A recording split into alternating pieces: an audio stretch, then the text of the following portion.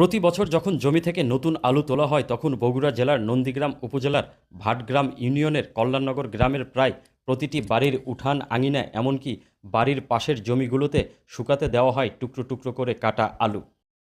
আলুর এই টুকরোগুলো দিয়ে তৈরি হবে আলুর চিপস বা আলুর পাঁপড়। নতুন আলু পেয়ে এই গ্রামের লোকজন মেতে ওঠে ব্যতিক্রমী এই ব্যস্ততায়। যেন আলু উৎসব শুরু হয়ে যায় এই গ্রামের সবার মাঝে। এই আলুগুলো ধোয়া হবে, ধৌত করার পরে এই আলু সুন্দর করে কাটা হবে। আচ্ছা, কাটার পরে এই আলু সিদ্ধ করা হবে, সিদ্ধ করে আবার মনে হয় দুইবার করে ধোয়া লাগবে। ধুয়ে তারপরে ওই পলিথিন পেপারে নেড়ে দেওয়া হবে। নেড়ে দিয়ে এটা রোদ দিয়ে শুকার পরে দুটো রোদ খায়, দেড় রোদ খাবি।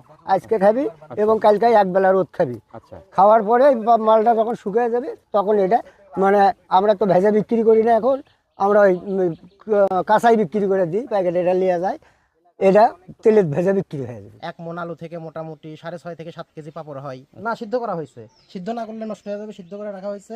আলু এগুলো ভিজে রাখা হয়েছে, রোদে নেড়ে দেওয়া হবে। এক রোদে যদি না শুকায় তাহলে আলু নষ্ট, এটা ফেলে দিতে হবে। মানে একবার দিয়ে একদিনই শুকাইতে হবে। একদিনই মনে হয় শুকালো, আর মোটামুটি হালকা একটু নরম থাকলে ওই যে নর্মালি ওইভাবে হাফ বেলা রোদ দেওয়া লাগে, তাহলে কমপ্লিট হয়।